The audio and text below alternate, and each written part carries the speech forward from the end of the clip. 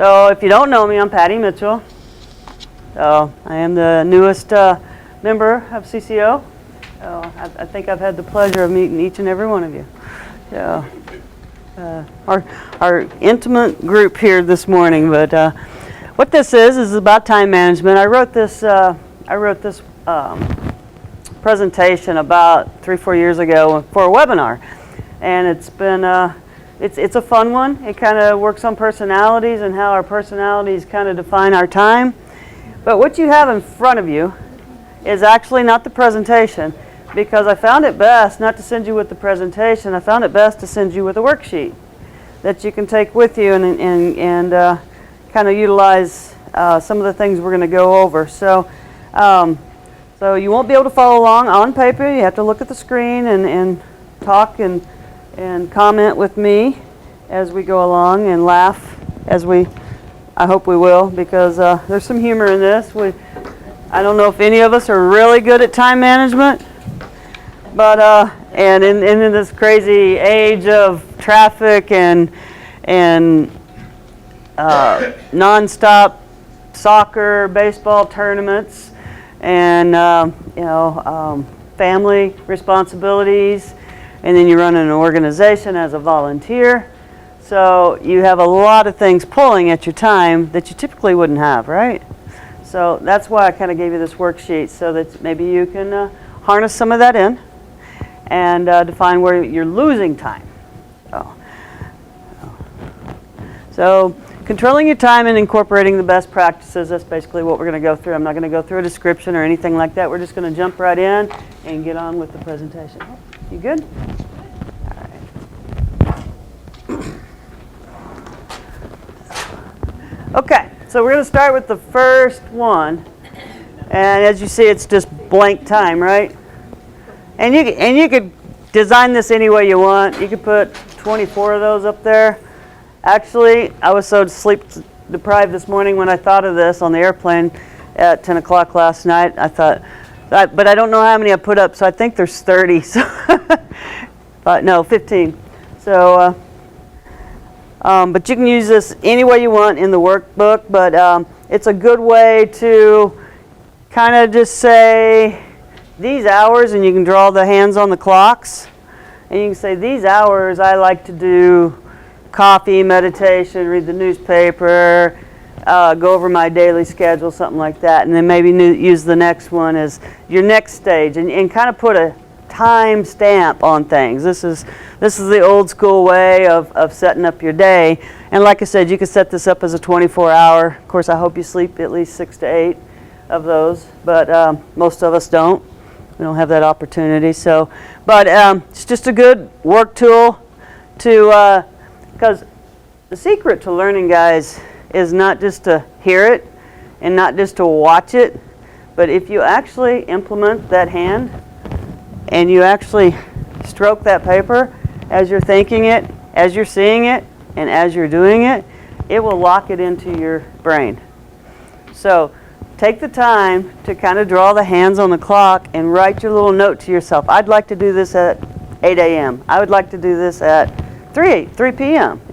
I'd like to take a nap at 3 p.m. Something like that. Or I have to pick up the children at 3 p.m. Right? So just it's a timestamp basically for you. I cook dinner at 6 p.m. Something like that. So it's just get in the practice of writing things down and going ahead and following through with that simple stroke. You think it, you see it, you say it, but if you don't write it, it will not become a habit. It will not become part of your psyche. It will not get into your brain power. So just a simple tool. Can't get any simpler than that. So I kind of swiped this off the internet, and I'm sorry I'm standing in front of you, but if I stand over there, I'll be blind by the light. So, okay, well, then I'll move forward. How about you? Good, Eva? All right. So basically, this is your brain on screen time, right? And when I'm talking about screen time, I'm talking about this. I don't know how many of you guys operate this way or in front of a computer, but a lot of our young people, that's all they know how to do, and this runs their life. This totally operates their time. This is their time management. And this kind of shows the positives and the negatives, but mostly how it's, see this 61% here? Have felt jealous, depressed, sad, annoyed after checking updates and social media accounts. It can be a real downer to us too. I mean, I don't know if you know people that Facebook all the time, but they're losing, not only losing any kind of social contact, what are they doing? They're living vicariously through someone else's pages, you know. Now, I'm not against Facebook. Oh, sorry, I'm hitting the mic. I'm not against Facebook. I think it's a great tool. And I have an account. I don't post. I have an account because I keep up with my nieces, my nephews, and my son. But it's not something that I want to learn a recipe on and all that. I mean, it's today's Facebook's just become ads and jealousy and or hey, I'm on vacation, and then I'm sad because I'm not on vacation. You know, so I don't want to live vicariously through social media. I would rather, you know, have the opportunity to do other things. But people admit right here, this 81%. I found that interesting. What did you say? 81% of people admit to interrupting a conversation, mealtime, playtime with family and friends. Important, with family and friends, to check their social media, text messages, and emails. How many times have you been having a conversation with someone, and I know several, you know, that are in this building, you'd be having a conversation with them, and what do? What's the first thing they do? They're like this, yeah, yeah. Okay, just a second, I got, you know, this is more important, and everything that this is doing is more important than you right here. And that is probably the worst communication skill you will ever produce. Why is that? Because how many times have you gone, recently I was on a trip, so I went to the hotel. How many times have you gone up to the hotel reservation counter, you're standing there in person, wanting service, you're wanting to pay for something that they offer, so they need to sell it, right? I'm here, I got cash, ready to go. What do? Excuse me, and they pick up the phone. They answer someone calling from a room or calling to make a reservation who's not in front of them. Is that annoying? No different than holding this up while someone's trying to talk to you. Invest in people's time, invest in people that are giving of their time to get in front of you. Now, how do we teach that to our young kids? Any suggestions? What I do when I take my niece. Okay. Speak a little louder, okay? When I take my nieces, I guess she's 15 now. Okay. She will go with me when I go shopping. And when we go to eat, I don't say anything while we're shopping. But when we go to eat, tell her, whoever you're talking to, tell them you'll get back to them in a little while. Tell them, talk to you later, turn it off. Right. She'll look at me for a minute. May I ask the age? She's just turned 15. 15, so she's a preteen or a teenager nowadays. So I guess 13 is officially, right? And so they have the phone, they have the habit, pretty bad. Mm-hmm. Snapchat, yeah, everything. So you get a little firm, mm-hmm. And your grandma, so she respects you, I hope. So that's good, and you have a discussion. So if she rebelled and said no, and she doesn't get anything else, then yeah, then the social interaction ends, right? Okay. So another way we could do that would be what? I don't know. I just tell her, turn it off, put it down, put it in the seat. You sit there and eat. Right. When we're finished eating, you're finished it with everything we're going to do here at the table, then you can turn it back on and talk to them again. Exactly. How many of you know families that have a basket by the front door, and when it's mealtime or family time, all phones go in baskets? You ever heard of that? Mm-hmm. Oh, let me grab that mic if you don't mind. I'll hold it. It's just easier for the people watching the recording. In my house, we have 2 no phone zones. Oh, wow. And one is at the table, no phone zone, unless you are a parent and you have a child out on the road somewhere. Okay. Then Emergency you can have your phone. Okay. But it's a no phone zone. And then the other no phone zone is my car. It's a no phone zone because I tell them they need to look outside the box. And I'll point out something and I'll say, see, you would not have known that had you been on your phone. That's very good. And it's so true because in the car, I remember playing I See Something Red. And then, everybody else in the car has to find something red, and the first one that gets it says, I see something green, or I see something old. Remember that game? Do kids play that anymore? We play alphabet game. So they have to go from A to Z. They have to find Okay. the first letter of a sign. But if they were staring at their phone, would they play that game? No. They'll be doing YouTube, wouldn't they? Yeah, and they'd have the earbuds in. I love the commercial, and I wanted to pull it up, but I didn't.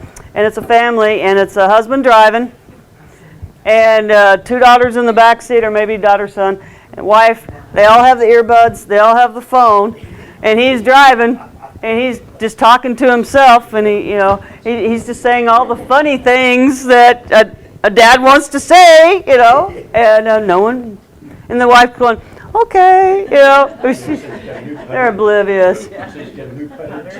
Yeah, I got a new putter. That's what it was, yeah. And you did something else, but we won't talk about that since we're recording. But yeah, I thought, man, that describes a road trip now. Now, I know all that started with the little screens in the back of the, and I get it when they're little babies, you want to keep them entertained and you don't want to listen to crying all the time. So, there's times and spaces, but I like that. I like the no zone in the home and in the car in certain spots or certain times, but then you have the emergency situation where, you can't have it on. And my son had a phone, not too young, probably at 16 when he started driving, maybe 15. And the rule was, check in. So we utilized the phone. But I live in a no zone now because I have no service where I live. So other than text. So, we have to communicate by text. And so that's awkward because, I grew up with landline. I actually grew up with the phone on the wall. Maybe rotary. Maybe landline. Maybe a dual. And my grandma had the, what's that called? Party line. 3 party line, and you can listen to someone else's conversation. And you had your own ring, right? I remember all that. So, wasn't that long ago. Sometimes the best way that I like to do is to set the rules before I ever roll the wheels. Oh. The rule is you have 15 minutes to use your phone and then put it up. 15-minute rule. The rest of the time we're going to talk about something. Yeah. That's a good rule, 15-minute rule. So there's lots of ways that we can have this communication with our young people and maybe curb them before they get that bad habit. Of course, they're going to go off to their own world and in their own situations, and peer pressure is always going to be there, right? But if you can just explain to them why and the importance to them why. And I think we have several teachers or good grandmas and grandpas. But, one rule of thumb is when the child's small, you get down to their level. And I can't squat because of my knees, but you always get down to the eye level of the child. And if you'll do that with each one and you explain the situation, they'll learn that interpersonal kind of communication, which is the most vital thing that they can take with them the rest of their life. They can do anything they want with their life if they'll master interpersonal communication. And that's about the contact of humans. That's all it is. It's about the interpersonal communication of being with another human. It's not about Snapchat and YouTube and all that. Now, I admit, my husband, he's a YouTuber. He watches all them funny things, and I'm like, oh. And I said, does every one of them have xylophone music? It sounds like xylophone music on every one of them. I'm like, oh. But anyway, this is a good one, and I did put it in your workbook just so you know you have something to kind of bounce off of. And I just found it on YouTube, on Google search. But at the bottom it says, recharge yourself once a week. Just pledge to unplug. So maybe that 15 minutes is that pledge, and maybe they get ice cream or on a reward, and maybe they'll learn that, or just grandma time. How awesome is that? Boy, I wish I had grandma time now. How awesome is that? And I don't think they realize how quick it goes. The passenger in front of me on the plane was a grandpa and his 7-year-old granddaughter.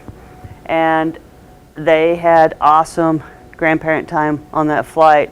It was so adorable, and I looked at him, and she finally fell asleep, and he was trying to wake her up, and he ended up carrying her. And I said, enjoy those days, Grandpa, because they're going to be gone so quick. But he did. He 2-hour flight, and he had Grandpa time. He explained everything. It was awesome. So, well, that's good that y'all have, kind of some things going on. So, all right, let's go back to time management. And you're going to see this. You're going to see this once or twice. It may not be in your book. I'm not sure. Yeah, this one's still in your book. So, but I'm going to use this again later in the presentation. But I always found it kind of interesting. Where do you use time management? So, work, self, home. So, if you took 24 hours in a day, I just kind of fun broke it down for you. So, hopefully you get 8 hours sleep, right? Hopefully. Hopefully. Hopefully. All right, and then we got to work. One way or another, we're working, right? I mean, if you combined all the hours, you're working, right? You're cooking, you're shopping, you're bathing, you're mothering, you're driving. You're working somewhere in there. Even if you're retired, you're working. So then, it used to be we got 2 hours of family and friends. I think that's kind of moved over to 2 hours of television. 2 to 4 hours of television seems like, or a movie, or social. The television's on, the radio's on, and they're YouTubing. That's the 2 hours. So, and I'll tell you what, you can burn up 5 hours waiting in an airport on Pinterest. Really easy. I did it. I pinned a lot of things. So, I mean, your mind does just, because I had 5 hours to kill. So, but 2 hours eating and recharging. So, you go, by the time you make your meal, buy your stuff, make your meal, sit down and eat. I mean, my mom stands at the counter and eats. She won't even, sit down and eat anymore. But the 2 hours, you're going to burn up about 2 hours doing that and maybe getting a little recharging. And then you got the cooking and and then hopefully you get to exercise or do a hobby. Sue takes the time and does her hobby, so that's awesome. But how much time do you lose on other things because you're doing your hobby? Yeah, so you're probably eating at your hobby. No? No? Oh, okay. Some people do. Hobbies can't be done in 1 hour. No, they can't. No, they really can't. But all right, so if this was true, if this was the perfect day, that would work in 24 hours, right? Now throw one train wreck in it. What are you going to give up? What's the first thing to go? 2 hours of eating. 2 hours of eating? Breakfast, lunch, and dinner, snacks? Out the window? You're just going to do it on the go? Yeah? I eat at work. So you're going to eat at your desk. You're going to eat in your car. You're going to eat fast food. You're going to eat quick food. You're going to eat unhealthy because you're not going to take the time, right? So that's the first thing that goes, all right? So train wreck's already wrecking our lives. What's the next thing that's going to go? Oh, exercise. Exercise, hobby. So that personal time, meditation or anything that you have. Some people take baths. That's gone. Wiped out. You have no personal time. So now you've wiped out 2 things that would keep you grounded, comfortable, ready, rejuvenated for the next day, right? 2 very important things that you need in your life that nourish your body and soul. Or what else are you going to give up? Sleep. Yeah. 2 hours of driving. I think you will drive 4 hours today. And I think you guys will drive probably equivalent. He will. She'll sleep. No, I'm teasing. No. So, yeah. Laundry just kind of comes in haphazardly while you're doing it. Right, we don't do it we used to do a good job. I don't fold well, so I start it. I start the laundry and then I walk away. My husband folds very well. I start the laundry, put it in the dryer, and my oldest daughter, Yeah. mows the laundry. Yeah, he says I don't fold well. So. And I don't, probably intentionally. So, I cook well, so it's a good trade-off. So, but yeah, you're going to give up another thing that your body needs. So you see how time management is so crucial and how sometimes you just got to say, whoa, we got to get control of this. And that's what we're going to work on now. So, but that, After I do everything else, What needs to be done, I'll say, okay, today I'm doing nothing for anybody. There you go. That's good. That's good. You talk to yourself. But right now in today's society, this one runs it right there. Work.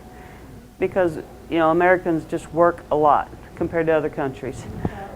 And then the next one is home. You know, if you got family responsibilities, then home's going to be the next thing. And you're going to go to those things because it's of your nature and it's your responsibility. So. Work requires more than just daily work. Oh, we're working all the time, right? You take work home, you think work. Yeah. You wake up at night thinking work.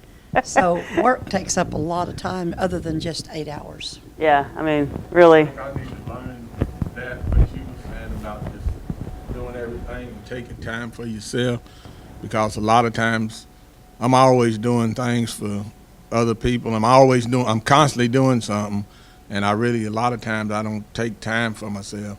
And my wife's always telling me, you need to sit down somewhere and be still, because I'm going constantly all the time doing something. That goes with your profession too. Well, that too, yeah. Yeah, that's your work. And that's my work. It's your And it's commitment hard to for- life. Yeah, and it's hard for me to just sit down and not do anything, because I'm too used to doing something all the time. So it's the giving of our personality and the career you chose. So I work a lot too, and when I'm not at the time clock work, I'm working at home. I mean, I just work. I'm not a TV watcher. So don't ask me any lines who starred in that movie. I can't tell you. Ask Chris. Okay. So it seems that there's never enough time in a day. We went over that, but since we all get the same 24 hours, why is it that some people achieve so much more than others? Because they have better skills, better tasks, better commitment, better life. I don't know, more money, less money. I don't know.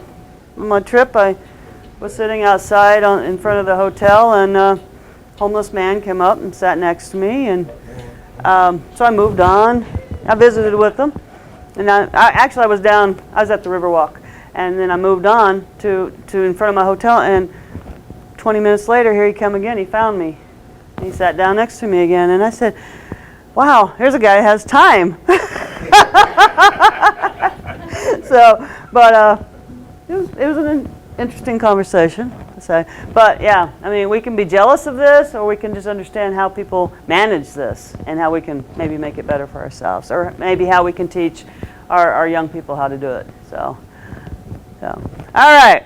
Woo, that's a busy screen, right? Well, we're going to actually go through each of these. These are personality types. I did give you this somewhere in your, you got it in your workbook. You won't get the descriptions in it if you need them because you found something you liked in it.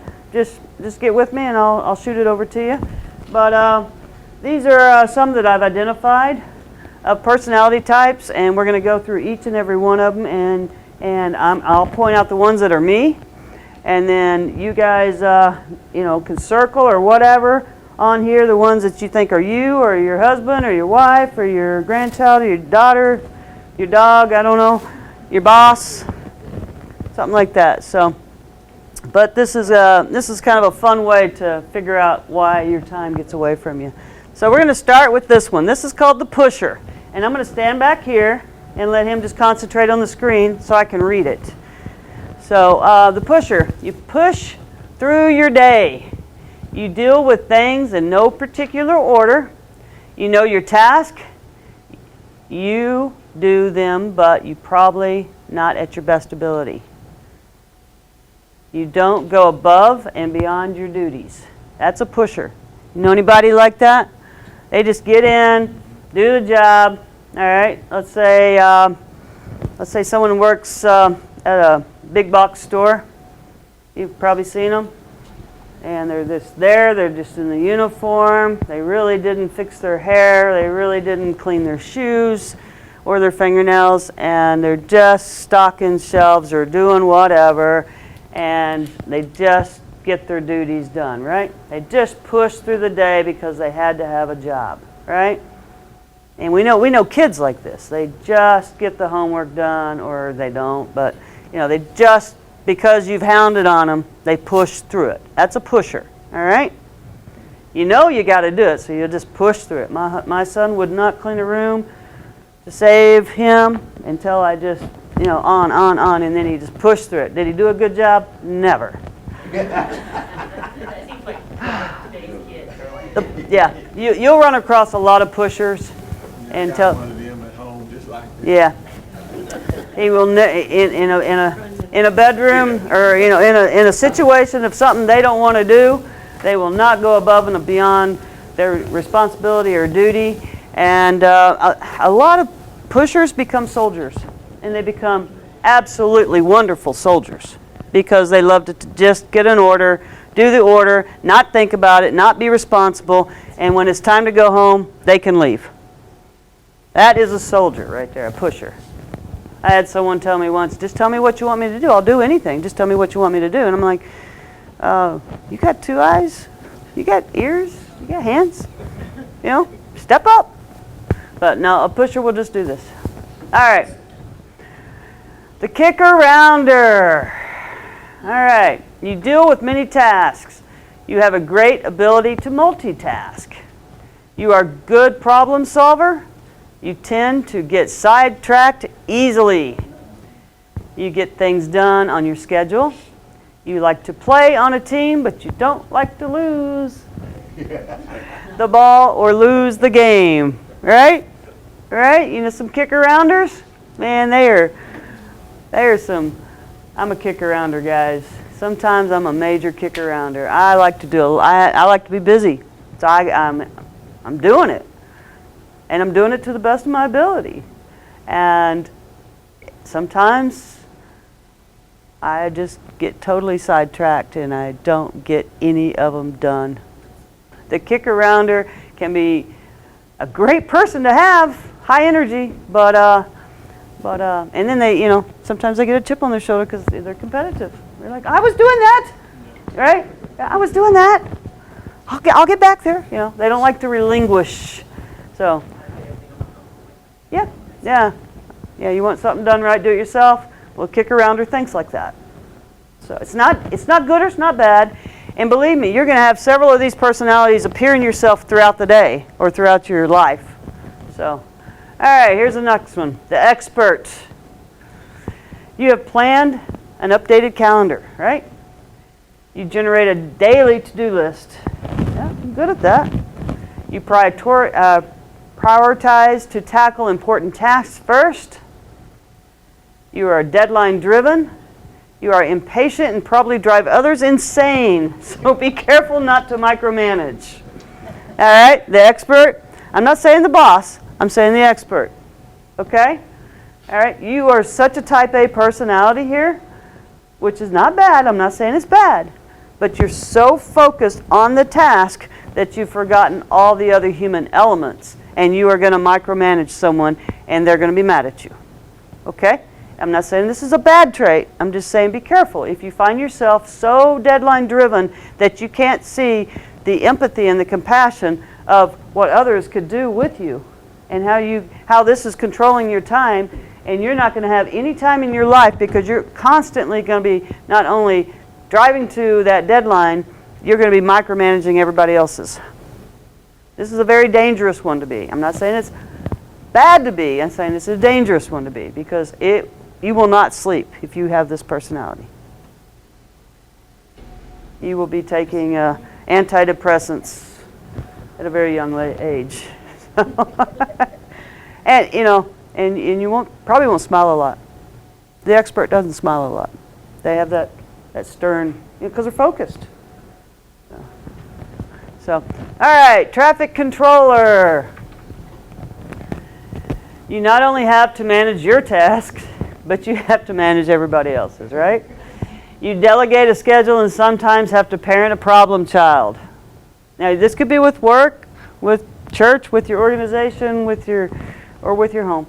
You give detailed directions so not to cause an accident. You have to issue tickets when someone runs a red light. Okay?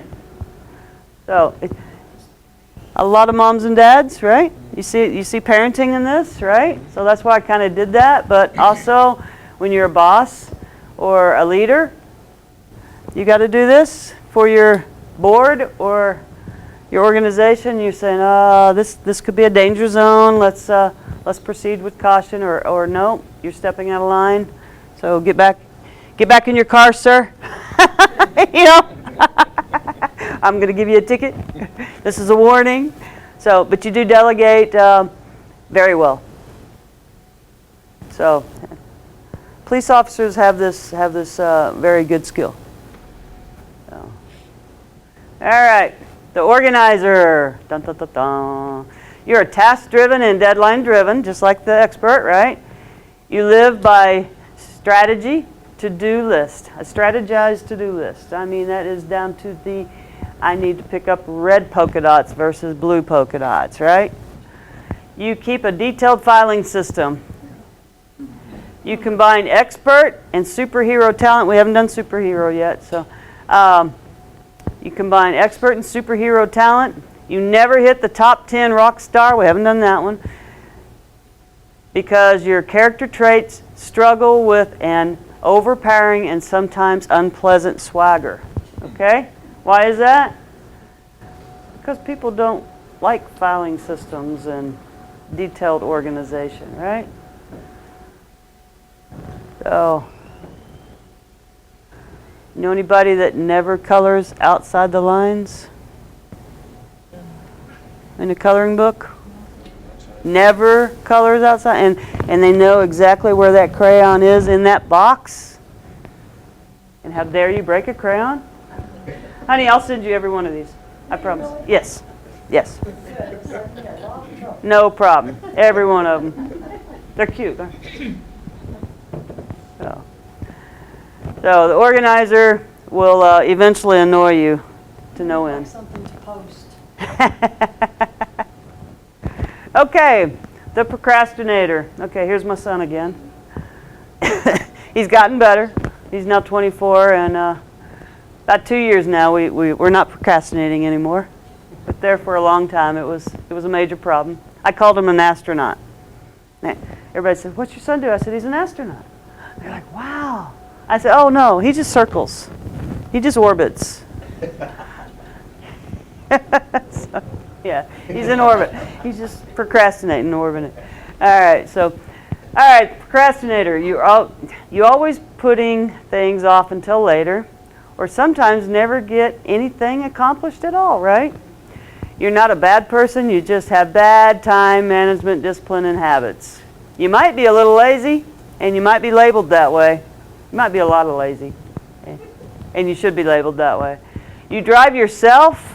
Get that. You drive yourself and others crazy with uncertainties. So how can you handle that pressure of driving yourself crazy? But they do. They are so frustrated within. You will see, if they are a procrastinator, you will see the frustration in their face and they can't get through it.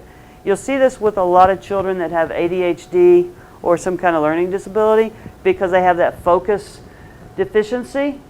And they procrastinate. Why? Because it's painful to figure out how to get things in order. Okay? So, I guess that's why mine has a big problem, because he's out there learning. Okay. Well, He's lazy. Right. Okay. Well, it's a wall. It's a screen that he put up. Okay. And the reason I know this is because I'm ADHD. I'm dyslexic.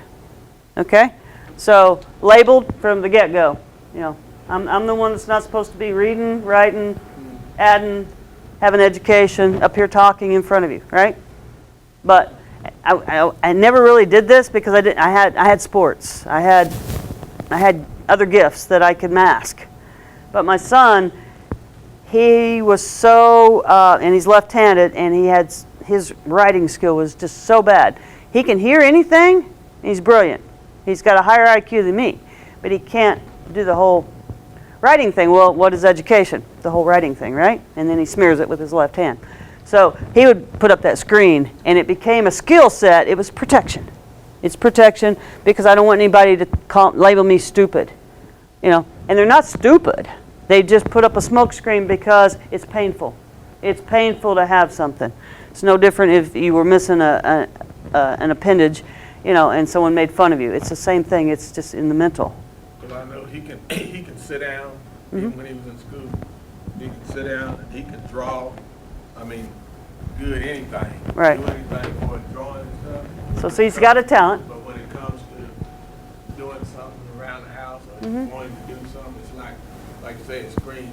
You act like you don't know what you're talking about. Right, right. You don't want to do it. So you gotta constantly be on him to get it done. Well, then you're gonna have to get that traffic control badge out, and you know, issue a few tickets, I've been had that one. and you know, maybe some of those privileges like the cell phone and the car keys, and the $20 on Friday night. Of course, probably $100 now on Friday night, but you know, or a meal. You know, hey, you want to eat? Then you go buy the stuff. Here's the money. You go buy the stuff. Give him tasks that he can perform, and if you'll give him little steps, pretty soon they become big steps, and pretty soon he becomes a big boy. But you cannot enable these people. You cannot enable these people. Yes, ma'am. guy told me one time, I don't think that. Okay, just speak loud, guys, so they can hear you. Another guy Sorry. told me one time that he did not care if the bed was made. He said, I don't care, I just crawl back in it, I don't want it made. But my wife wants the bed made. And she did this with their children. She would say, here, let me help you get started. Here, let me help you. Let me help you make the bed. And he'd say, the bed would be made, and I'd go, I didn't even want the bed made. Why is she helping me make the bed?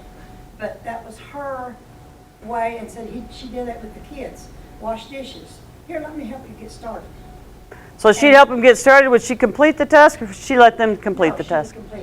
So she enabled. That's an enabler. And then walk away. Right, that's an enabler, and that will create procrastination too, because they're saying, well, why should I even try if they're gonna do it anyway? Because they're gonna micromanage this, right? Exactly. Right? So you see how these personalities kind of intertwined, and we become all these things, and we're like, oh, I think I did that, right? I think I have a little of that. So, but I think we all procrastinate on things too. I mean, I don't think it's any one genre or age group or anything. I think we all have it. So, some people don't like to change the oil in the car. They know they need to do it at 3,000 miles or 5,000 miles, whatever it is. How many people do you see driving around with a donut spare on the front of their car? How hard is it to go get another tire, guys? You know, I understand it's expensive, but think about it. They'll just drive. I'll just drive on that donut spare till it don't hold me no more, and then I'll deal with it. You know, because I got to get to McDonald's. You know. So, but anyway, procrastinator is probably the hardest one to overcome. But you can get them out of it. But if you have an enabler, in the family, or if you enable that person, they will continue to procrastinate because they know that you're eventually going to do it because you're going to get tired of it not being done. Just like that bed or those dishes. So set rules, and like I said, practice these skills with the young. Get down to their level, give them tasks that they can complete and that they can succeed in. Success is the key to procrastination. So, okay, your schedule is overwhelming to you and you eventually will be trapped. And we'll talk about the trapped in a minute. So they feel like they can never change this and they don't know how to change it. And it does become despair and it will become depression. Guaranteed. It will become depression. Major depression. All right, the Karate Kid. You defend your time like a master sensei. You practice to make your form perfect. You are disciplined with a routine. You sometimes get overprotective of your time. And you throw defensive blows towards others. Like, no, I don't have time for you right now, right? Or y'all sit still while mom does this. And you like structure, all right? So you're thinking of the Karate Kid, the sensei, and wipe on, polish off, or whatever. Remember that movie? Wax on, wax off. There. You might not play well with others, guys, but you always bow before you leave the play area. You're courteous about it. You may not always like how it's going down, and you may have lost, but you're going to do your best. You're competitive. You're getting in there. You know, it's the routine that you do it in, and you know, people are going to like mess it up, and you're going to get like, but you're going to bow and you're going to respect why they came into your circle and messed with your time. So, I think we all have a little bit of that Karate Kid in us that have some duties in our life, because we have to have some structure and we have to be like forward thinking, forward moving. So and then as an employee, you know, you got to be able to work well with others, right? So, all right, the recharger. You have lots of energy stored up. You can. This might be me. You have lots of energy stored up. You can work long hours with little rest. You hit the ground running with excitement. You know when to plug in when your battery gets low. That one I might forget to do. Well, you hit the ground. I do. You bring energy to projects and to others.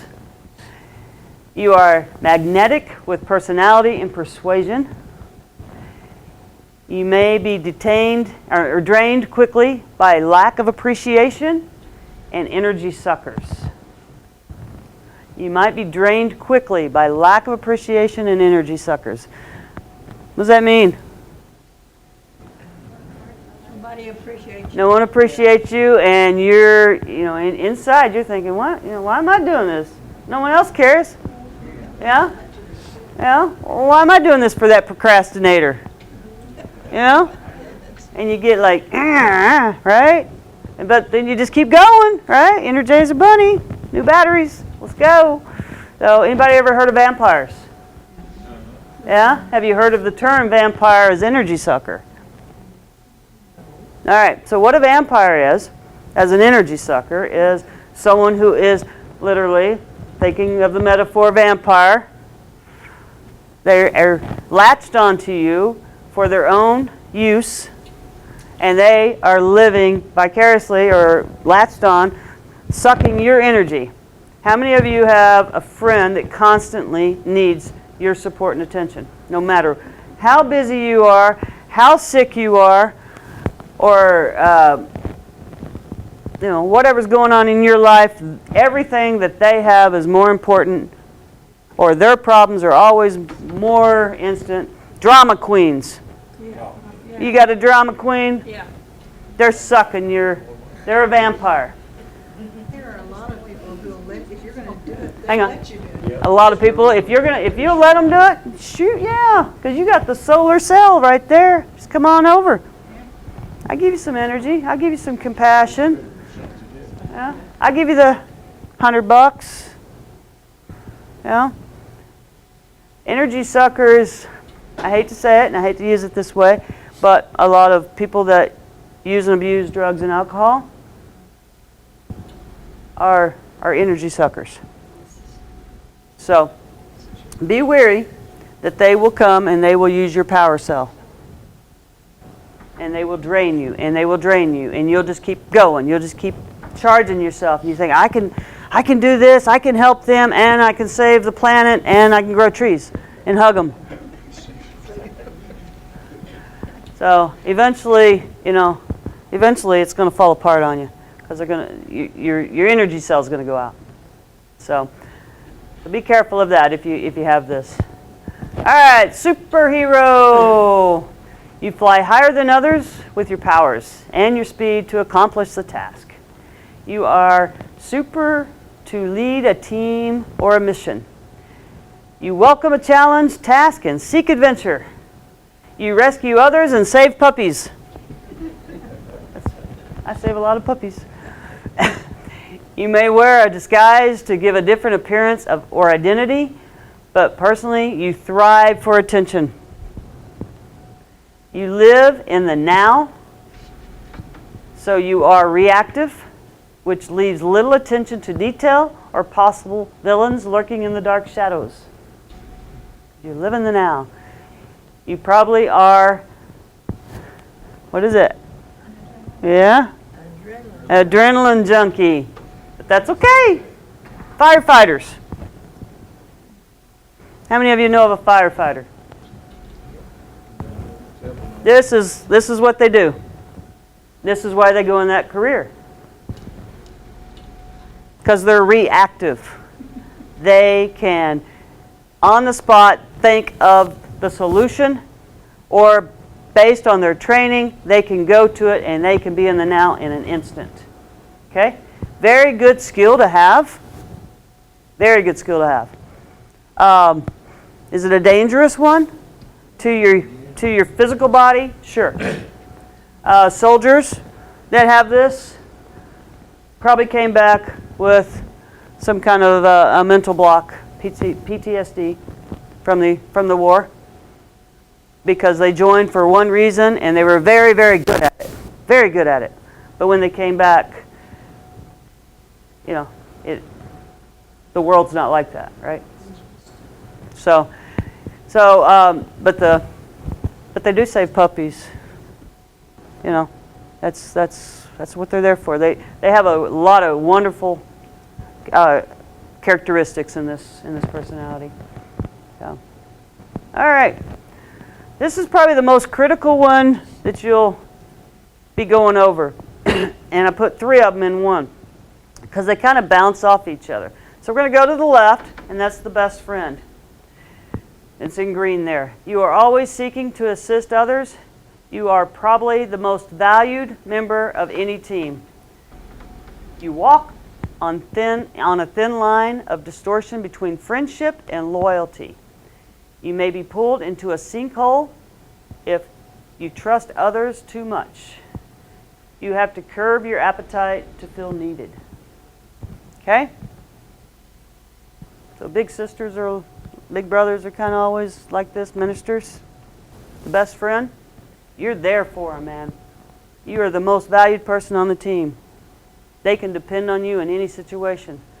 But at any time, just like your wife told you, you're going to be pulled in. You're going to be sucked in and trapped or worried about something, and you've got to be able to sit down and take that me time. Okay? Because it's a very, very thin line. You're a good person, and I'm telling you, I want you in my corner. But no one's going to look out for you because you're always giving. You're always, always, always giving. The best friend is always giving. All right, and then you got the warrior over there in the blue. You bring drama. This is that vampire. You bring drama to everything. You are too busy in everybody else's business to get your own done. You distract and derail others with their schedule. Okay? So the warrior is just like a mess. I think we all know those people. And then the procrastinator sometimes becomes this, the trapped. You can't get your schedule on task, or on track. You procrastinate landing zone. You get in that hole. You rely on others to manage or assist you. You have trouble assuming responsibility or accountability. There's a big word, accountability. Same thing as responsibility. Can I have the car keys? Sure. Are they responsible? I don't know. Are they accountable to bring it back in the condition that you gave it to them in? Are they going to take care of it? Are they going to put a donut spare on the front and drive it for 600 miles and say, oh, I left it in Arkansas? Well, that'd be like 60 miles, sorry. But your sinkhole just gets deeper and deeper. So the trapped. And the best friend will help the trapped and will help the warrior. Okay? And pretty soon you'll just fall in that hole. So that's why I put those 3 together, because the one on the bottom, the one on the right will pull the one on the left into that real easy. They'll get you involved in something that you probably shouldn't be involved in, and because you're so giving, pretty soon you're in that hole. And they're still up there doing drama.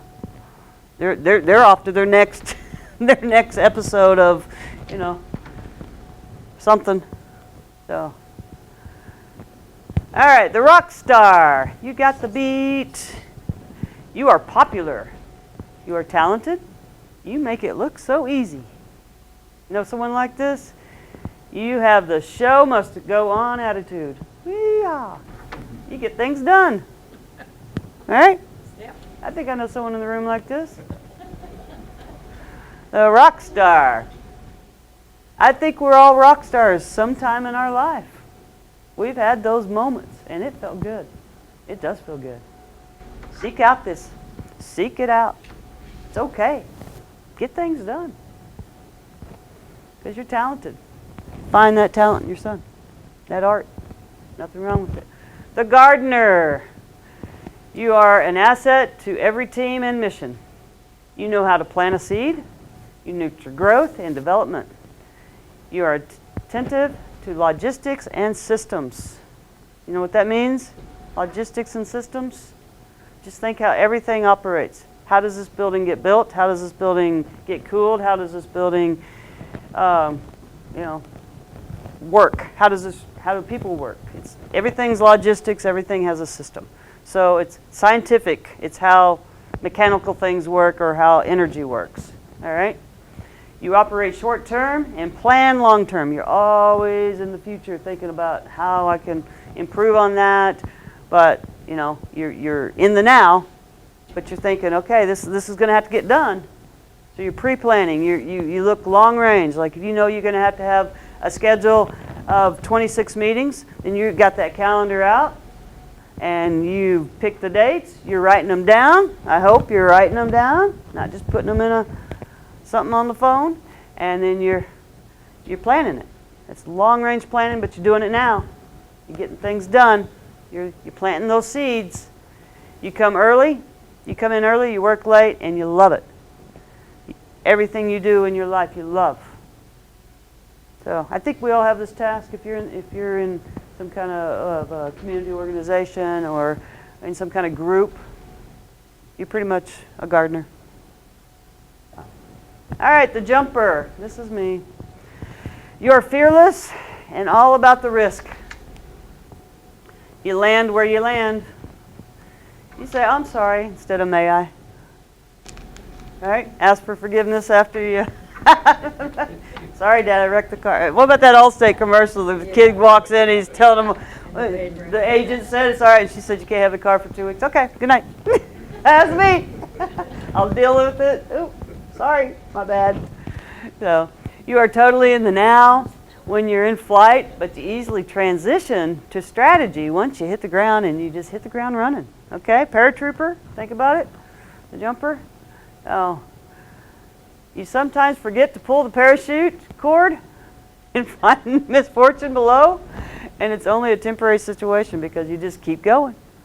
All right? You just keep going.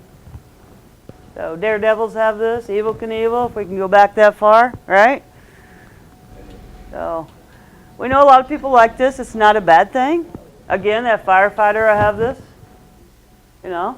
but truthfully, a lot of young people have this, and we put fear in them. I can remember as a kid, my parents worked. I got up, made my breakfast, got on my bike, rode around the neighborhood. Mom would leave a couple bucks on the table. I'd go ride my bike, go get my hair cut, go to Dairy Queen, go to the thrift store, go to the park. That's how life was when I was a kid. How is life today for kids? Would you let your kid do that? No way. No way do we. Miles an hour. Yeah, I would have. Yeah. But now we put helmets on them. Knee pads, right? Teeth protectors, pencil protectors. I don't know. But yeah, we scare them. So we're losing this in our kids, is what I'm trying to get to. How many of you know, how many of you have thought or have discovered, and you see an 18-year-old and they don't drive? There's a lot of 18-year-olds and they still haven't gone and gotten a driver's license. It's not bad. I'm not saying it's bad. I'm just saying because of the safety guards we've put, that we've kind of slowed down that progression. Now, when we it doesn't mean that they're slowed down in all facets. It just means in certain things they're not going to have that years of experience now. And she doesn't have the drive to do it. Yeah. I pushed her, even through school, because she's supposed to be taking going to college at half-time while she's in high school Okay. this year.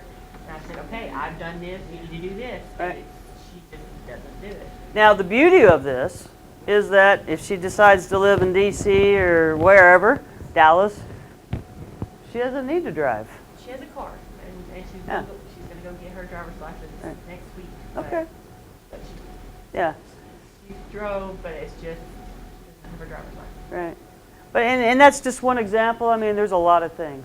There's a lot of things you can associate that with. That we've put so many safeguards, smoke screens. We're protecting our kids that maybe we've protected some of the things that they need to learn to do on their own. So again, that enabling has kind of come in. You know, I'll help you do this, you know, and then you end up driving them, or you end up making the bed, or doing the dishes, or folding the clothes, or reading the book, or doing the assignment. I worked at the university system for years in career development, and truthfully, we had helicopter parents at the college graduate school level. Helicopter parents. A helicopter parent is a parent that just hovers the child's life in every facet. And you call them a helicopter parent because they just micromanage that child in every facet of their life. And we're at MBA level. These kids are graduating with an MBA, and we have helicopter parents. I had a father actually try to go in to the recruiting interview. And the girl did fantastic. She got the job offer, and then the father messed it up because he tried to negotiate the salary and the compensation. Helicopter parenting. So yeah, sometimes you got to step back and let them stub their toe, you know? Let them stub their toe. Go ahead, just speak loud. Sometimes because of all the safeguards that we've put up, parents are happier if that kid is at home when they're busy, or they're on that kid at home on this iPad or on the computer. Yeah. They're safe. Yeah, they're safe, so give them a gaming system. Here. Yeah. Yeah, she's right. We don't, my kids, they have a phone if I'm gone, but their iPads, they're cleaning the house, they're doing other things. Yeah. So, but my thing with Karen is, I tell her to do it, and she just never does it, so I just end up doing it myself. Yeah. And that's me enabling. So see, you're enabling her, and you're losing time, and she's gaining time. Yeah. And she's losing skill. And I think that comes from her being my stepchild. I've had her since she was 6. And so I just kind of always babied her. And she's my oldest. Because I have a 9 and a 5-year-old too. So. Oh, wow. You have no time, girl. So, yeah, step up. Do you know grown-ups that don't drive? I know grown-ups Yeah. that don't drive, have never driven, I know people that don't even don't even have a don't have checking license. account. They don't know how to pay a bill. But they got somebody that brings them back and forth from work, takes them to the store, takes them everywhere they Yep. want to go. They don't have a driver's license, they don't drive or anything, but they got somebody that takes them to all these places. And are they into drama? Probably. They probably know everybody's business too. Mm-hmm. So see how you kind of picking up these personalities, and at any one time anybody can have these personalities. I'm not saying they can't, but I'm just saying how they can manipulate that 24 hours just like that. So just identifiers is all we're doing. So all right, so I put it all back together, and then I kind of showed you which one's me.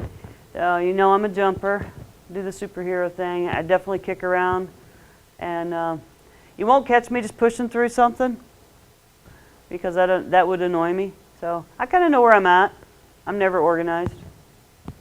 So other than my clothes, I'm kind of awkward with my clothes. They're color coordinated, hanging in my closet. But I've just done that. I've just done that as an adult.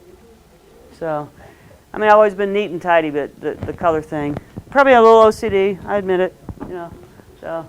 But anyway, I hope that helps you. And like I said, if any of you want the rest of that part of the presentation, I'll definitely give it to you. I have to share this. Okay. She said, I'm too busy to be organized. There you go. That's perfect. I'm too busy to be organized. Which one are you? You're the procrastinator. You're not busy. Wait, whoa. Do we need to go back to that one? All right. So, does anybody want to share anything else about this screen before we move on? Are we good? It's pretty on target. pretty on target. You can see how it manipulates time, yeah.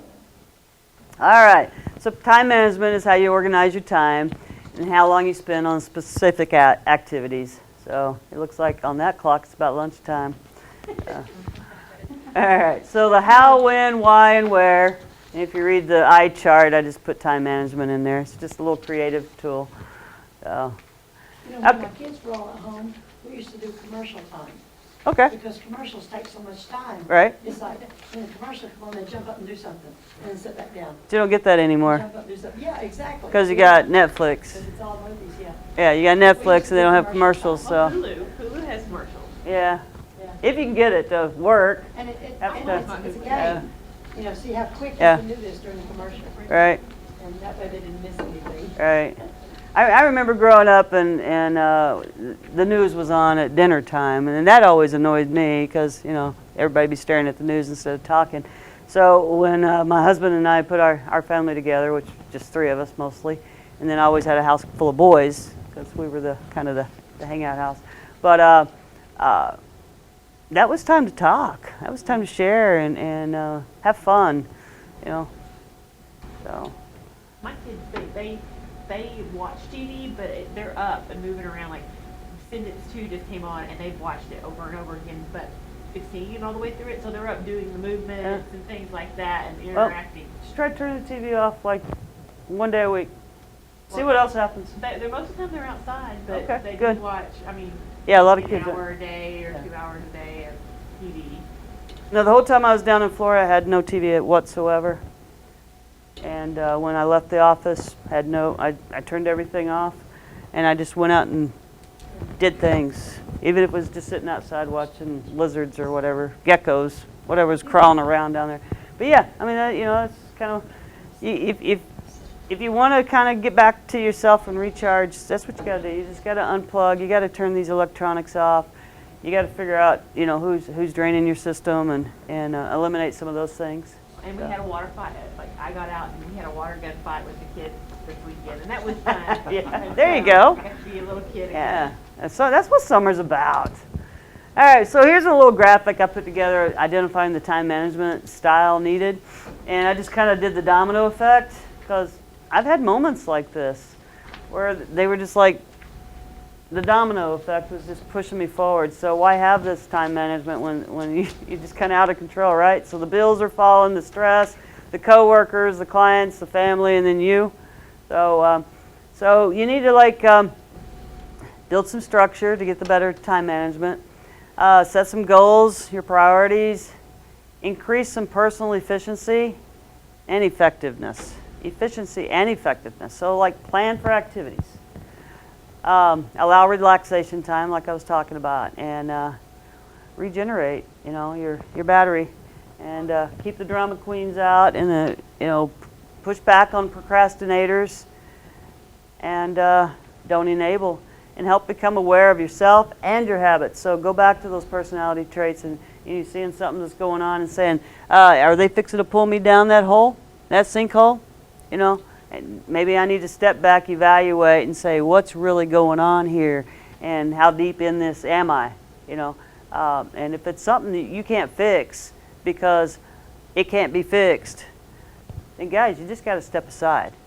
If a person doesn't want to change something, and I'm talking about someone who has an addictive personality, if they don't want to change, they're not going to change, and nothing you do, no matter how much time you invest in them, it's not going to happen. So if it's ruining something else in your life, if it's ruining another relationship, if it's ruining your own physical abilities and sucking all your time, then you need to step back or you're going to be pulled right into that hole. And that drama queen's going to put you right there because they're going to stir it up and stir it up and stir it up. And you can't be the best friend to everybody. You just can't. So I talk hard about that because I think that's something that a lot of people fall into, and then you don't know how to get back out of it. Because once you get pulled in that hole, it's sad. It's really hard to get back up.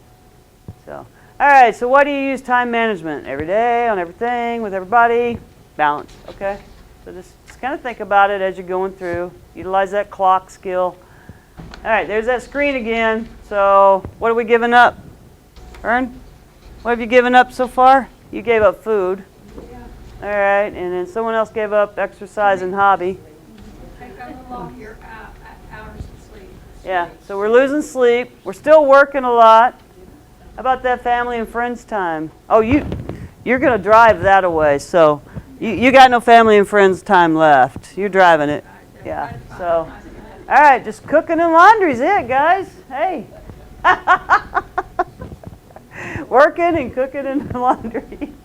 Anyway, try to hit that center target. Try to hit that self every now and then. All right, that's all I was trying to get my point there. So, all right. So how do you use it? So if you kind of follow the map, you go in there, and if you will run the calendar and you add a timer, that's a little chicken clock timer, and it equals a little energy there. You can get off the round, but what do you got to do? You got to clutter bad habits into that trash can, all right? So if you're seeing something that's sucking your energy, you got to get it in that trash can, all right?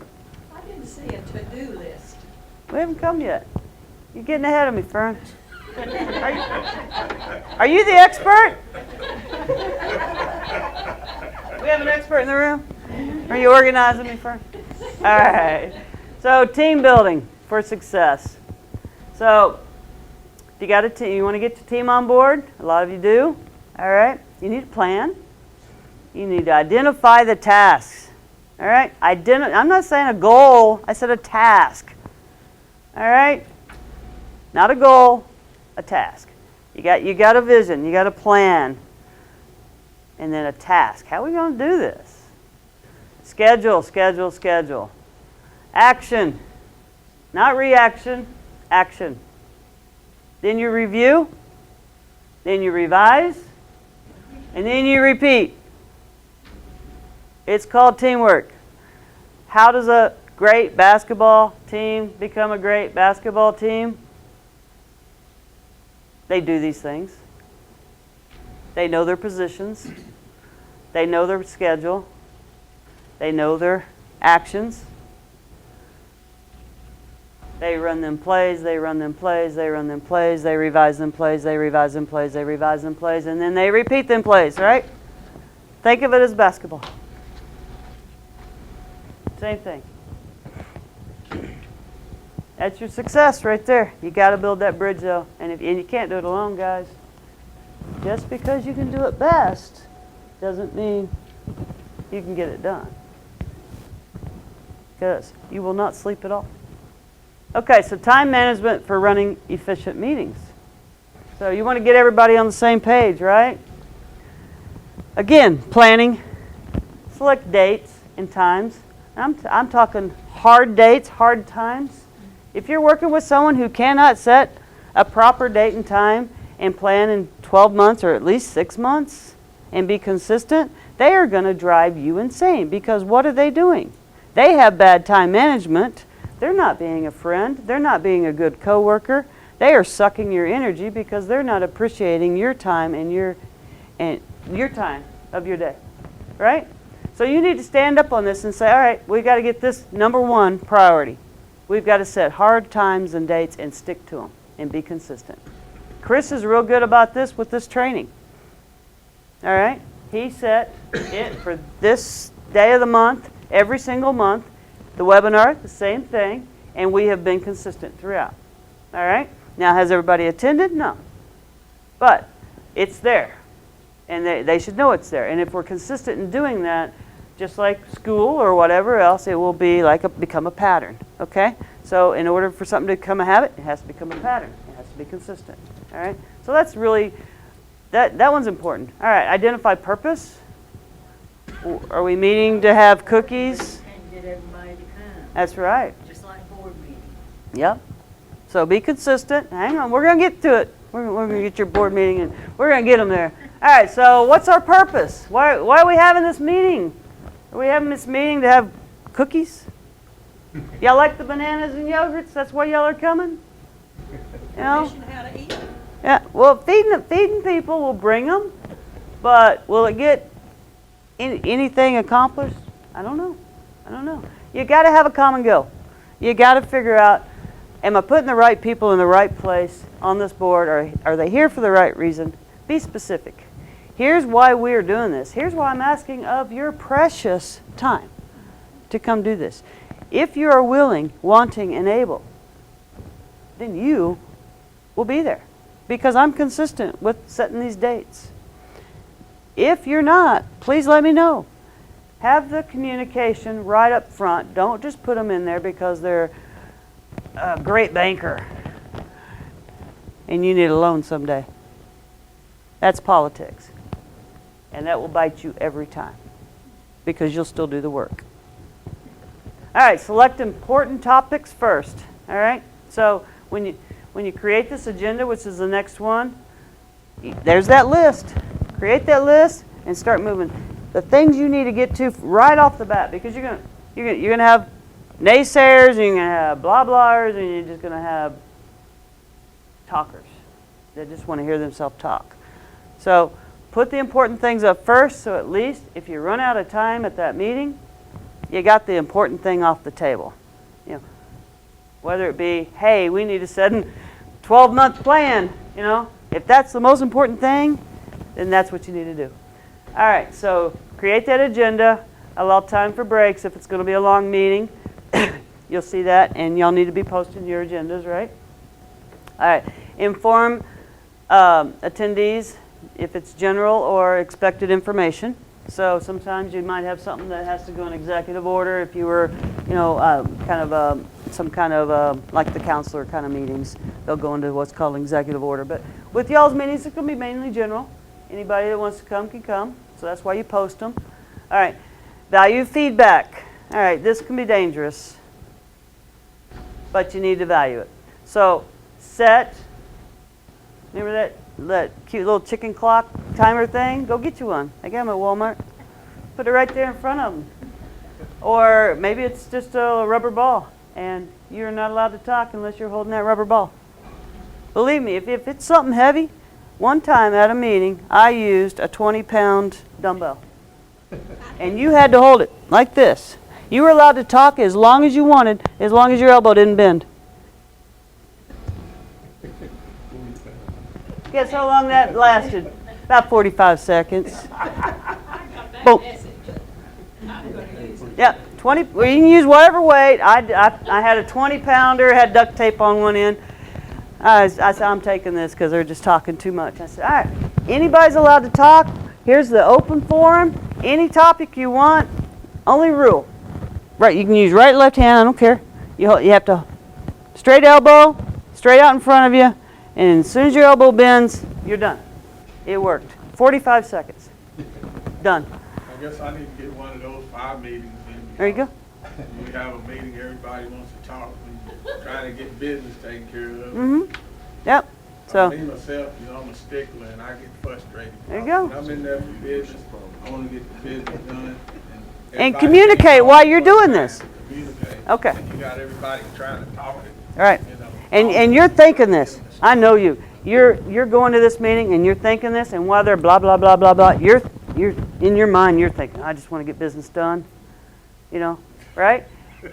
You're thinking, you got to communicate why you're doing this, why I'm bringing this dumbbell out, or why I'm bringing out this little timer chicken or whatever. Here's why we're doing it, guys, because we need to run an efficient meeting.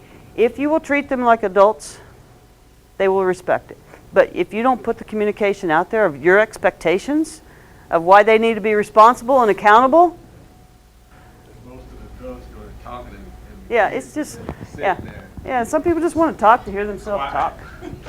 So there's all kinds of creative ways. I've also used the rubber chicken award for someone who talks too much and they have to carry it around with them.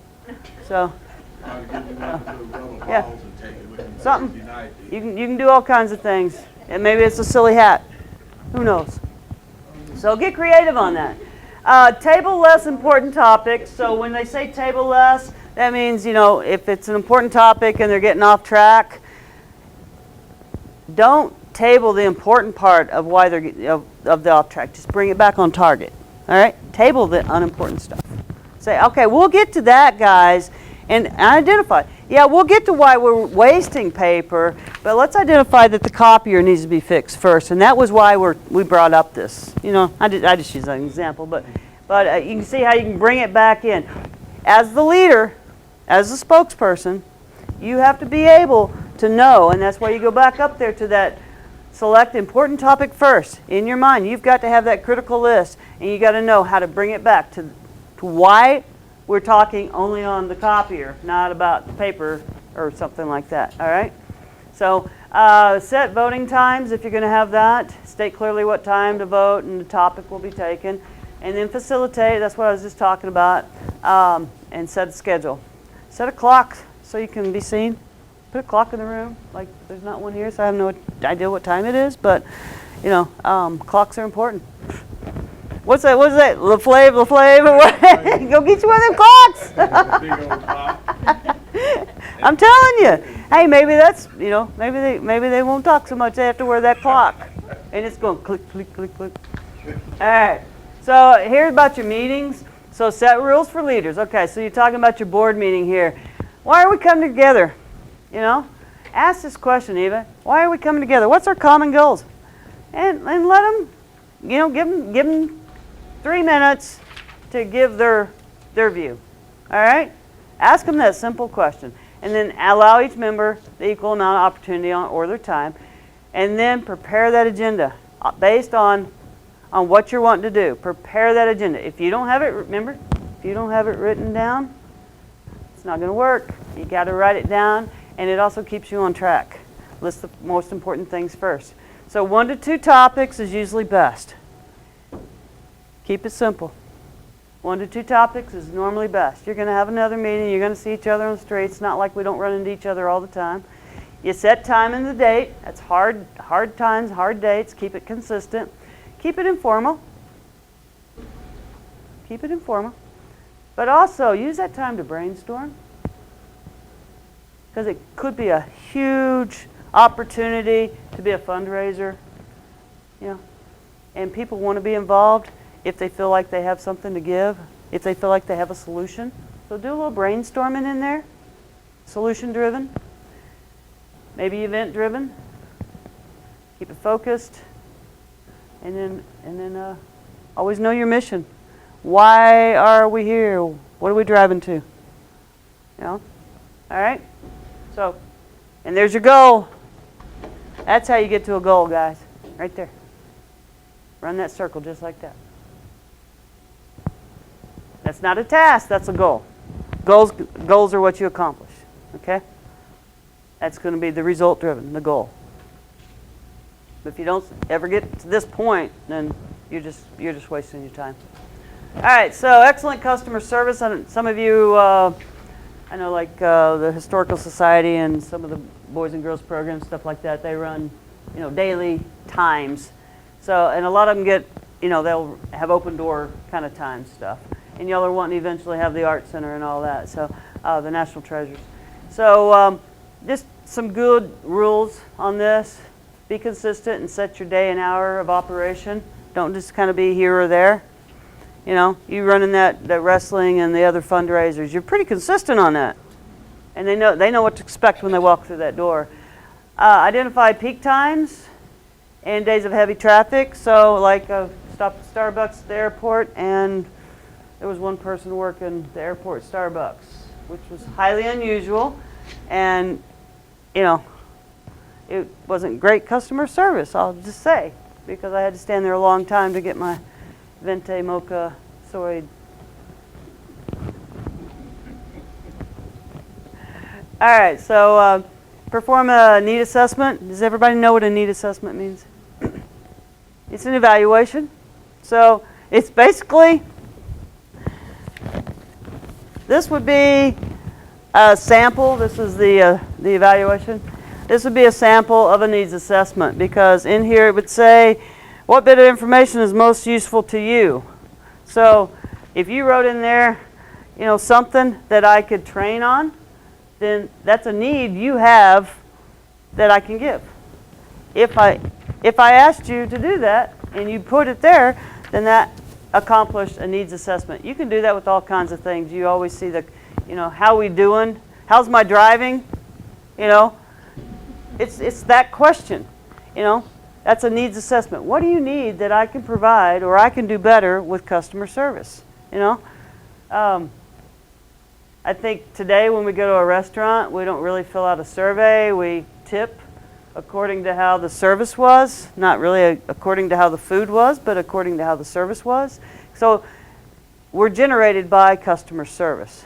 We're not generated by quality, which is sad. It should be both, it should be equal, but so do a needs assessment. If you see that people are jealous of your organization, or people are jealous of, or people are just like not coming and supporting you or something like that, then you need to step out of your comfort zone or step out of a I'm so perfect zone and say, okay, we need to do a needs assessment. And you know, what could we be doing better so more people like us or more people are involved? What doors and windows do we need to open so that the breeze can come through and we can air out and get refreshed? You We know? done that once. Huh? We done the need, Yes, you did. but Yeah. they wanted a Walmart, and they wanted new Well, yeah. roads, new roads, Yeah. you know, good Yeah. roads and stuff. Yeah. Yeah, Cherokee Nation does needs assessments. Yeah. So, and you know, as Chewy organization, you would do one. And I don't know why they'd want a Walmart out there, but you know, I would think yes, they would like some kind of convenience for milk, bread, and diapers, right? Gas. So, so yeah, but that's out of your realm. But they don't ever come to, They don't come support you. right. Right, but if the building was in crisis, if the association was in crisis, like you were just going to close the doors or something like that, and little Jenny's going to have a birthday party, and Eva, but I need to use your building, right? They're coming to you, right? So somehow in there, you need to put it out there. The question: how would you feel if this building was no longer available? You need to ask them those hard questions, because that's what it is. Because you know what? They procrastinated on that building because Eva's going to do it. Here, let me help you do the dishes, right? Isn't that what she said? Mama does the dishes, right? So the surrounding community is procrastinating because you're going to do it. So you've got to, you know what you got to do, right? Yeah, you've got to put that needs assessment out there of what if Eva's not here tomorrow? Yeah. What if this building's not here tomorrow? How are y'all going to feel? So you got to put the hard questions out there, you know, and I think you'll see a change. So and bring your young people in. They understand this and they want to be involved. You know, give them responsibilities. Give them tasks that they can accomplish, but give them responsibilities. You know. So let some people be key holders. You'll be amazed how they'll aspire to be responsible and accountable if they just have that opportunity. Communicate and provide easy access to information. Provide terms, policies with clear expectations. All right, be very, very clear with your policies and procedures and how you operate and your safety. If you don't have an emergency plan and you don't have emergency signage, make sure you have that if you're at a physical location, because those have to have clear expectations. Does everybody know how to contact 911 if an emergency happened and Eva wasn't there and the building went up in flames? You know, that's what I'm saying. You got to have those terms and policies in order. You've got to have a rule of order of how you're going to run these things. So, and a lot of you are running. I went up to Weber Falls, and that's an old building. I don't know if y'all have been to that museum. It's awesome. If you get a chance, go. Wow, what a great history trick. But it's an old building. You know, they've got to have clear procedures on if something was to happen. So hold board and member responsibility and accountable. If you got a board that's sleeping on you and you're doing it all because you do it best, well, then go back to those personalities and say, okay, what kind of personalities we got to get in here to get all these things done? You know, we can't have everybody who's an expert. We can't have everybody who's an organizer, and we can't have anybody that's a procrastinator. So, All right, I hope that helps you on that. So, all right, we're going to run through these really quick. These are just the myths. If you plan properly, you can do all things. Well, not really. Because at some point, the sheer number of things you need to do outweighs the availability of time. So do it all thinking got you in this mess in the first place. Okay? So examine your priorities carefully. Focus on important and let the trivial things go. Just let the trivial things go. Important tasks first. Some things can't always slide, but just get to the key projects.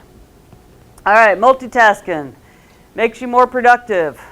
Quite the opposite. Actually, multitasking may work for some people, but most single task is best because you can focus tightly on one task at a time and exclude all the others. Actually works better. That's why you don't waste time switching between tasks and refocusing and trying to regenerate yourself. So multitasking is not always best. Now, I'm not saying that you can't walk down an aisle, pick up a piece of paper that's trash, and also dust, and also make a phone call and think of what you're going to cook for dinner. That's just natural human ability. I'm just talking about big tasks. I'm talking about you can't I can't teach this and drive a car.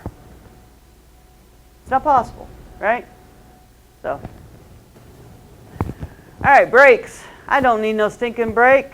Workaholics often skimp on breaks under the impression that it makes them more productive. Big mistake. While you don't want to quit working on something, and you're on a roll, you need to stop occasionally, take a breath, recharge. All right, sit down, take a break. Do a nice lunch, chat with some friends, go visit with someone and learn about them. Give them quality time. Fern and I had the opportunity here not too long ago. It was wonderful. A couple hours. I got to learn about her community, about her organization, and about her. And it recharged me. So thank you very much, Fern. And it was a nice lunch.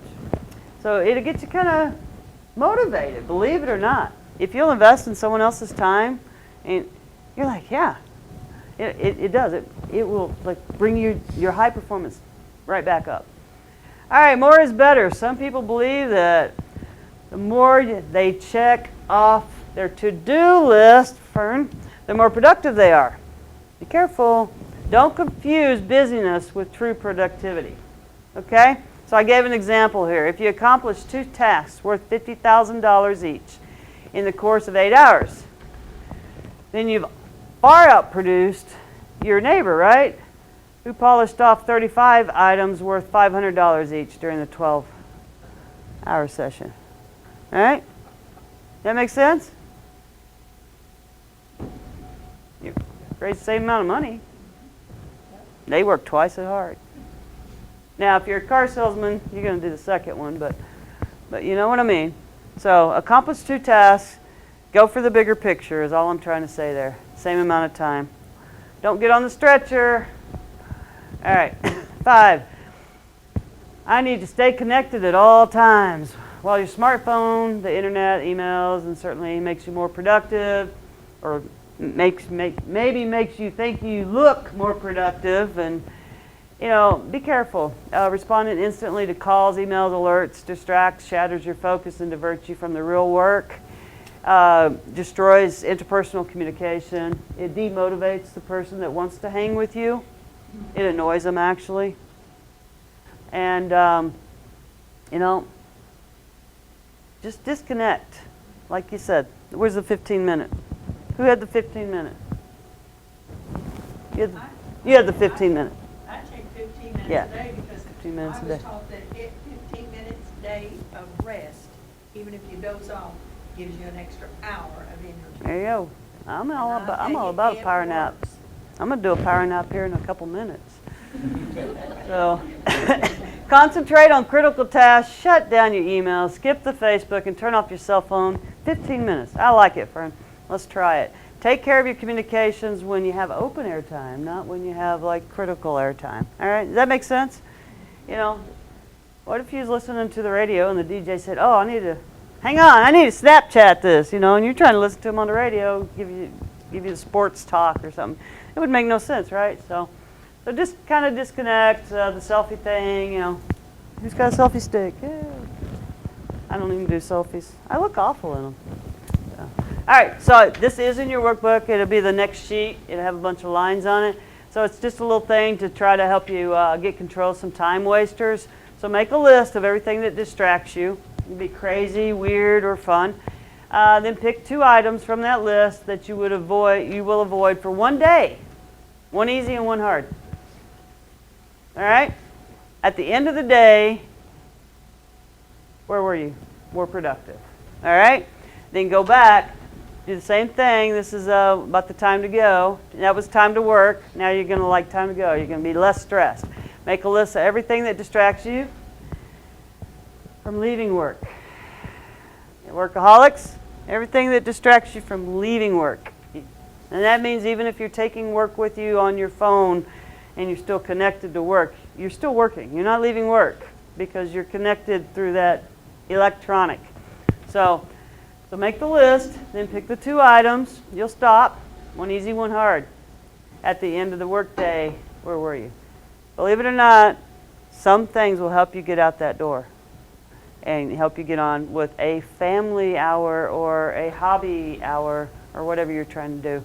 So I gave you that in a little worksheet there. It's a tough one to do, guys, because it really hits you in the gut. Because you're like, first of all, I got to make a list. So, nah. But if you'll try to work this, you really will get more productive, and you can kind of identify what is sucking your time and what is sucking your productivity. So, all right, best practice, delegate, delegate, delegate. Everybody knows what that means. This can often result in less stress and burnout. All right, delegate your work to your subordinates, your coworkers, your board members, your community members. Do that needs assessment based on their skills and their abilities. Your kids, delegate. Mom does not have to do the laundry and the dishes and cook every meal. All right? Everybody in the house. It's a team. It's a home. It's a family. Prioritize work. Be task focused on most important things. All right? There's your list. Get rid of those unimportant tasks that consume your precious time. Some tasks need to be completed on one day. Other things can, be taken throughout the month. Right? You can run your meetings the same way on this. All right, avoid procrastination. I think we've procrastinated on the risk of procrastination. So major problems in your career and your personal life. So it's a real danger zone. All right, schedule tasks. Carry a planner or a notebook. Anybody do that? Yes. Mm-hmm. List all the items, tasks. You can do this in your phone. It's okay. It's okay. I can't find it. You can't find it, so prioritize that, friend. But no, I started with the daytime. I started with the calendar, and then the daytimer came along in my career, and I ran it proficiently. And I still catch myself going back to the daytimer because because I write it down, it sinks in, And then sometimes when my phone goes off, I'm like, why is that going off? Because I've totally forgot about a meeting or something because I didn't commit to it. I just put it in an electronic device. So if you write it down, make that list. So every time when I get to my desk, on a critical day, when I get to my desk, that's the first thing I do. I write out my list based on yesterday's list because there's stuff that carries over, right? And then I move things to the top of the list. I number my list, and the number 1 may be at the bottom, and it's usually the thing I want to do least. It's called eat your frog. If you could think of the most disgusting thing you could eat, it would be a slimy green frog fresh out of the water. But that's the most important thing, and you really need. If you could just get past the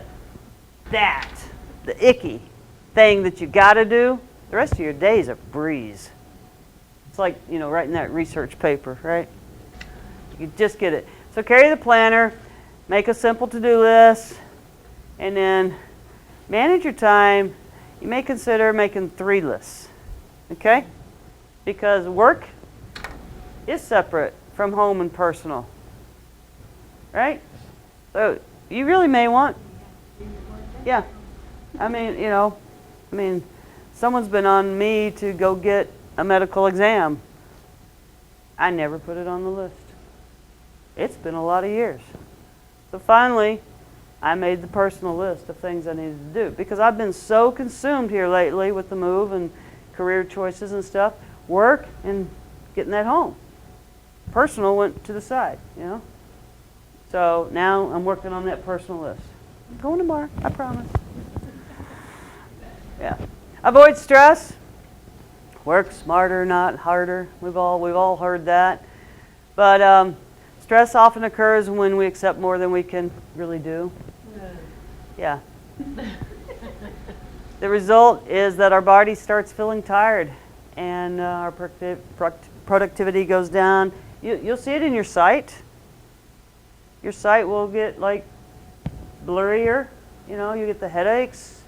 You'll depend more on caffeine. You know, when your body's like stressing out, you're trying to like boost your body. When and you're giving up that eating and that nourishment time and that sleeping time, you're stressing your body out. You know, come on guys, the blood's got to flow. It's got to flow properly. Oxygen too. So set up deadlines. Set realistic deadlines. Don't just make up something because it sounds good. Get real with yourself. Have that really good talk with yourself and stick to it. All right? Don't stumble over those hurdles. Try to set a date a few days before the task so that it can be done. You know, kind of proactive, not reactive, not in the now, but forward thinking. Challenge yourself to meet deadlines and reward yourself. When you ate the nasty frog, you know, hey, have ice cream now. You know, or that coffee. So, multitasking, we've talked about it. So, be careful with it. It's not for everybody. Procrastinators aren't good at it at all. So, and people in the now are excellent at it. So once you find their adrenaline, once you find their interest, they'll take off. So because they feel good about it. Multitasking may hamper productivity though. So what you think is not being productivity, they may think it is. So, but it can be all accomplished, but they're not organized. Start early. Most successful people do. I'm an early riser. I always have been. I go to bed with the sun and come up with the sun. I do meditation in the morning. I didn't this morning though. But yeah, just kind of, you can go over your list then, or you can just say one of those gibbly gobbly words like, you know, some of the other people do, you know, just have like that blank, no zone time. Whatever works for you. I like to sit on my front deck and just listen to frogs and birds and, you know, it's a little quiet time. Some people do it at night. Some people do yoga. It's kind of the same effect. So, all right. Take some breaks. Joe, take 10, 15 minutes. Take a walk. Listen to music, something. So you've seen some people that yawn or stretch a lot? You remember the ice skater, Olympic ice skater, Uno or whatever, from Oregon. He yawned all the time. I can't say his name. Can't say his name. Anyways, a famous ice skater, Olympic ice skater from Oregon. And he constantly yawned. And so finally they asked him, why do you yawn? And he said that's his form of taking his break and getting his oxygen in his body. And he'd win gold. He won numerous golds. So, different ways. Some people, huh? Hamilton, No. He's a, he's taller. no, this is a short one from Oregon. I think he's Hawaiian or Alaskan. Can't remember. I don't know. All right, learn to say no. Politely refuse to accept additional tasks if you think they are already overloaded with your work. Okay? Take a look at your to-do list before agreeing to do an extra job or an assignment. You don't always have to be on. other people may think you always have to be on, and the job may not get done to how you would have done it. So you're always thinking you have to be on, because if you don't do it, it's not done right in your mind. But you know what? It can get done, and it will get done to whoever you delegate to. So, you know, you don't always have to be on. Learn to say no.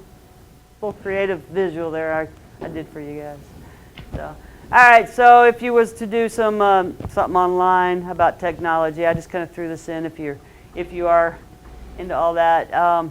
Professional development, they encourage 1 to 2 hours at your work schedule. And then for performance, that's like doing the tasks that you need to get done throughout your day. You need to commit 4 to 5 hours there. 30 minutes of planning, believe that? 30 minutes of planning. First thing each morning and last thing each day. So 15 and 15, calendar. Schedule 1 hour a day to respond to emails. Only deal with important emails throughout the day. Junk needs to go to the side. It's going to distract you. And as soon as you look up Facebook or Instagram or whatever you're looking at, Pinterest, then hours. Trust me, I did it yesterday. All right, so I gave you this. If you need to kind of get organized on a log of what's sucking your time there and how many, just throughout one day, Sue, take this list and say, I was on social, I got on Facebook 15 minutes. I responded to emails, you know, just write the times. Just, you know, in and out, all day, just like a time clock, all right?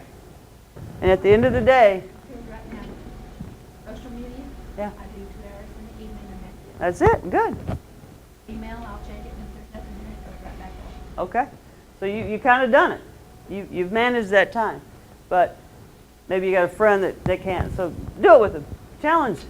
Take your 18-year-old right before she's getting ready for college, or she's in kind of the high school. Yeah, she's going to need this because time management in the first year of college is crazy for them because they totally lose it. That's what So, I told her. but if she can identify, I just need clock in time and clock out time. Clock in time, clock out time. All right? So it's a good way to kind of track yourself. All right, so plan, calendar, scheduler, map it, to-do list, delegate, prioritize, productivity, challenge, energy. Discover your time management personality based on everything we did, right? That's it. I really appreciate your time. So, yeah.